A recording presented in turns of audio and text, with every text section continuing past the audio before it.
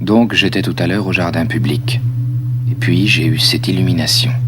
Voilà, tout d'un coup c'était là. C'était clair comme le jour. L'existence s'était soudain dévoilée. Elle avait perdu son allure inoffensive de catégorie abstraite. C'était la pâte même des choses.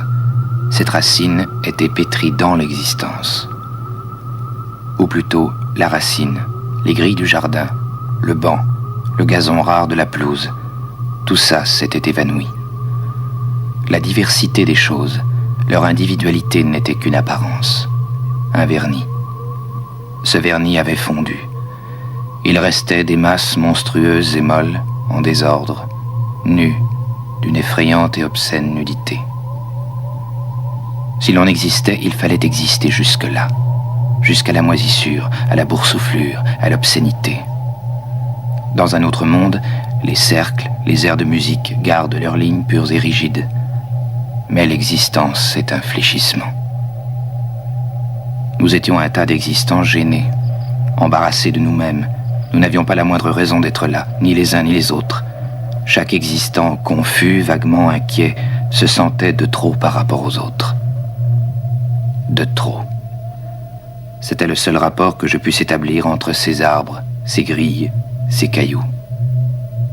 Et moi, veule, alangui, obscène, digérant, ballottant de mornes pensées, moi aussi, j'étais de trop. Les arbres flottaient, un jaillissement vers le ciel, un affalement plutôt. À chaque instant, je m'attendais à voir les troncs se rider comme des verges lasses, se recroqueviller, échoir sur le sol en un tas noir et mou avec des plis. Ils n'avaient pas envie d'exister, seulement ils ne pouvaient pas s'en empêcher. Voilà. Alors ils faisaient toute leur petite cuisine doucement, sans entrain. La sève montait lentement dans les vaisseaux, à contre-cœur, et les racines s'enfonçaient lentement dans la terre. Mais ils semblaient à chaque instant sur le point de tout planter là et de s'anéantir. Las et vieux, ils continuaient d'exister de mauvaise grâce, simplement parce qu'ils étaient trop faibles pour mourir, parce que la mort ne pouvait leur venir que de l'extérieur. Il n'y a que les airs de musique pour porter fièrement leur propre mort en soi comme une nécessité interne. Seulement ils n'existent pas.